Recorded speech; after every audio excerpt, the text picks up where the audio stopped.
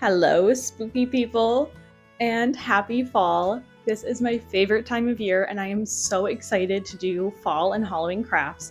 So I'm going to kick it off strong by making a Enoch cosplay from Over the Garden Wall. If you haven't seen Over the Garden Wall, it is the most nostalgic, autumnal, perfect TV show I have ever seen in my life.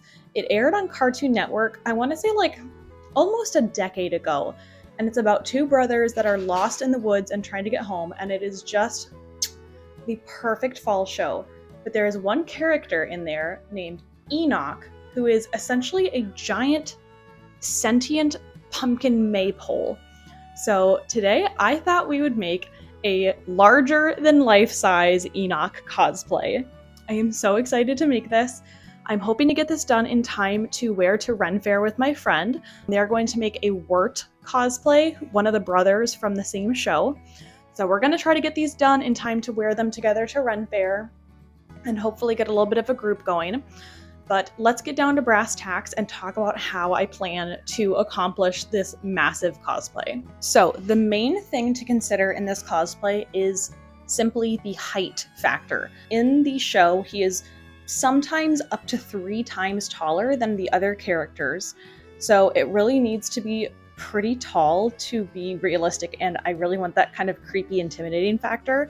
My first thought initially was to somehow make this cosplay on stilts, which led me to a terrifying trial run of some drywall stilts that I purchased and promptly returned to Amazon, realizing that 1, I'm not good at walking in drywall stilts, and 2, they compress right around my calves and trigger my vasovagal syncope, which equals me passing out on drywall stilts. So thankfully we avoided that, but drywall stilts were not the way to go. After doing a little bit of research on how people do giant parade puppets and mascots, and also speaking with my friend who's doing this cosplay with me, I landed on doing some sort of backpack frame that extends behind me and allows the head to rest behind me. So instead of lengthening from the feet up, I'm going to lengthen from the head up. So I think this is going to work out much better for me and just be a safer experience for me. So I took a lot of inspiration in this cosplay from these 2 artists. They both had a lot of helpful information. Please follow them on YouTube and Instagram respectively. I ended up kind of going with a mix between the 2 stylistically and structurally. I'm going to start making the head first, just to get a jump start on some of the drying processes involved in this. I'm going to be making this head out of paper mache. So I think the trickiest part to get right here at the beginning is the size and shape of the head. So ideally, I would have liked to have some sort of giant blow-up beach ball or balloon or something to get that perfectly round shape. But this cosplay is on a budget, so I'm going to work with what I got. And what I've got happened to be a giant trash bag and a bunch of wadded up paper. Here is where we're at. Ugh. Look at how big it is. I think this is big enough. I'm going to maybe just fall asleep with this on me. No, I'm going to rally. I'm going to rally, and I'm going to tape this.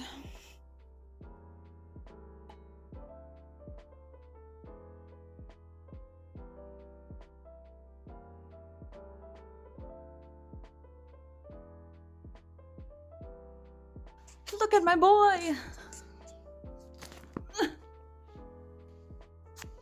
I think this is a good shape. Look at him. Big pumpkin boy. So, oh my gosh. This might be the end of day 1 for me.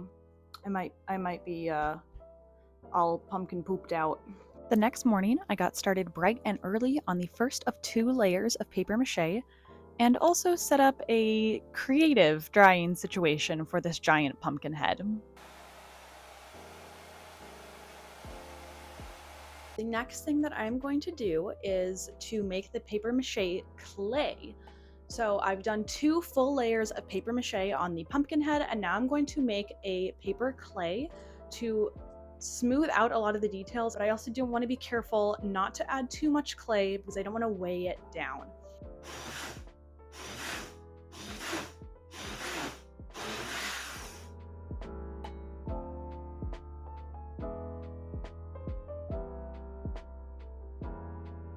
Here is my gorgeous pumpkin girl today.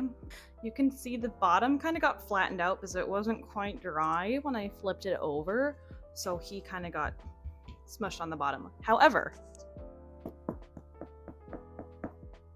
that's pretty good from only 2 layers of paper mache. Here is my bowl of paper clay. This is shockingly heavy. It is a mixture of shredded paper, toilet paper, flour, hot water, wood glue, and mineral oil. I also have a trusty rubber spatula, and then I have a bowl of hot water down here to dip my spatula in. I'm hoping to keep my hands... Who am I kidding? This is going to be just as messy as the paper mache. So, I think let's get right into it. Riveting content aside, I finished applying all of the paper clay and called it a night. So the head is paper clay to paper mache. It's actually still drying. I've been letting it dry for 2 full days, and I think it still could use a little more time just to make sure that it's completely hardened before I start trying to cut into it. So that's going to take another drying day today, which would leave me logically with working on the dress portion next. So that would be the kind of cornstalk maypole-esque section under his little pumpkin head. However, we are actually going out of town today and we're going to be on the road for a lot of the day. And I need to think of a way to still make some progress in the car. So you might notice that I have a giant pile of fabric behind me. This is not a coincidence. These are all of the fabrics that I picked out for the costume. The idea here is that I'm essentially going to sew a long tube and then cut a bunch of strips and sew them onto the tube so that he has, just like a maypole, a bunch of kind of streamers hanging off of him. That is the plan. However, that also means that I need to cut almost all of that fabric into 3-inch strips, which is going to take forever, and that is where my secret contraption comes in. So, cutting fabric is not entirely time-consuming. However, measuring 50 different 3-inch strips onto a piece of fabric would be very time-consuming, and that is where this comes in.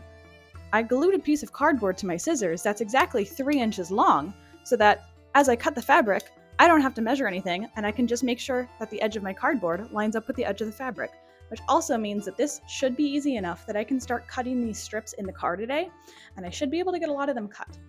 With all of the strips cut, I camped out like a grandparent in Charlie and the Chocolate Factory and hand-frayed every single strip. To quote-unquote lock those frayed edges, I then ran a straight stitch down either side of every strip as well.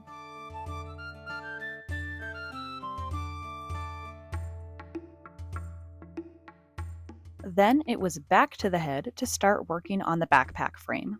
I'm going to jump right into working on the frame for this head. To that end, I am going to retrofit this ancient hiking backpack that my mom found in a Goodwill a decade ago, and I have held on to ever since, and boy do I feel vindicated now.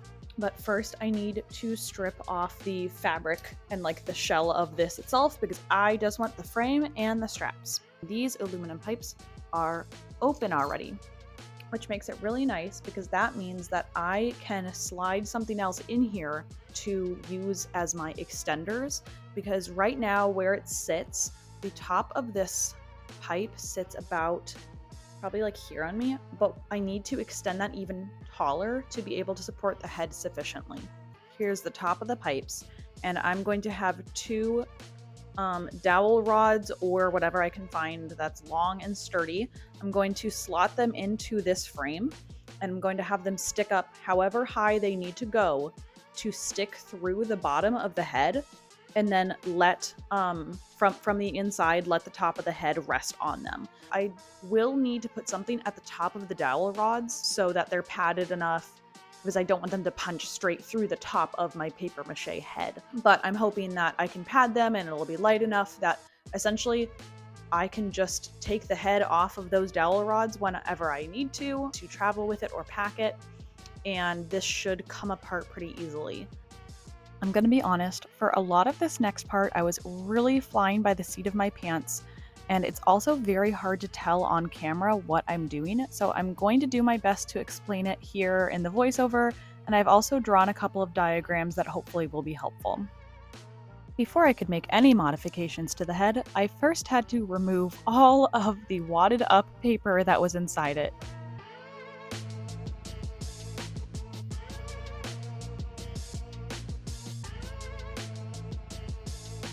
I decided that the best method would be to embed 2 pipes into the head itself that the extender pipes could then slot into. Thankfully, the paper mache and paper clay had already left the head extremely sturdy, but to give it a little bit more structure, I also put in a couple of wooden support blocks, both where the pipe came in through the bottom of the head, and then also inside at the top of the head where the pipe would rest. To install those support blocks, I actually literally screwed them in from the outside of the head. So I ran screws through the outside of the head, straight into the wooden blocks inside. To secure the pipes inside the head, I made the wooden support blocks a pretty snug fit so that they would have some sort of pressure fit, and then I simply used a very generous amount of hot glue to secure them at the top. Once I finished installing the pipes inside the head, I was finally able to slot it onto the extender pipe in the frame, and an alien egg was born. Hello everyone! It is now 8 p.m. on day 9 of this costume build. Tonight's mission, if I choose to accept it, is covering this in orange fabric.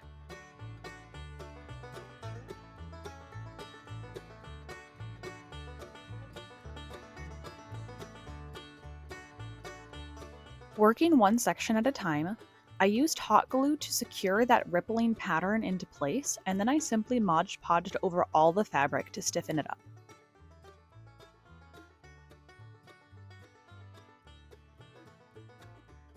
My beautiful pumpkin man, his head is completed. This looks crazy. So the Mod Podge made it a lot darker than I was kind of hoping for, so I'm definitely going to have to do a lot of paint washes, painting, weathering, that sort of thing. But all I have left to do on the head is do all of that painting and weathering, and then I need to add his face out of either like a foam or a thick felt or something, and then paint that.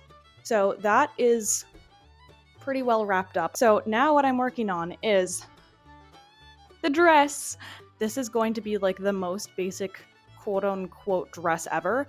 It's literally just going to be a tube of fabric that comes down from the head, and then sewed to that tube I will have all of the strips. To start with, I just sewed on a single line of alternating dark and light green streamers.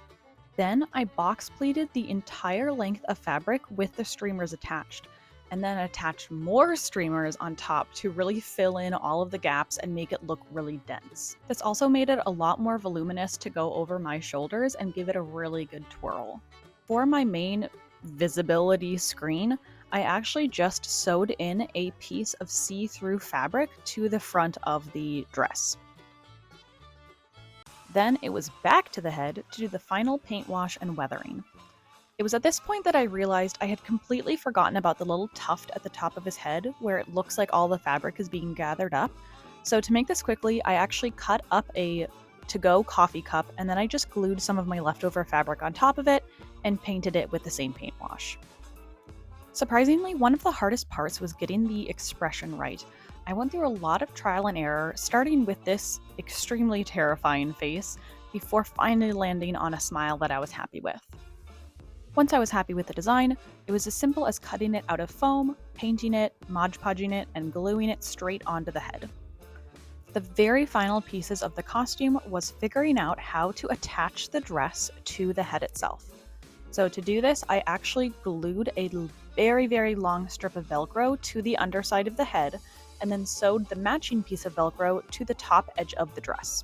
I did place a set of snaps at either end of the Velcro since that normally is the weakest point of any Velcro closure. I did also add a bit of a fabric ruff to the top of the dress to hide that seam.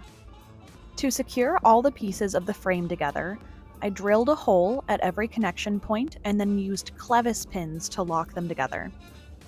I ended up not sewing the dress closed into a tube because I realized that once it's fully attached to the head, having that one side fully open made it a lot easier to get in and out of. To ensure that it didn't flap open and show me in the backpack rig, I did put some Velcro on the edges of the dress so that I could kind of Velcro it closed from the inside once I had it on. Finally, after all of that work, it was time to go to the Ren Fair.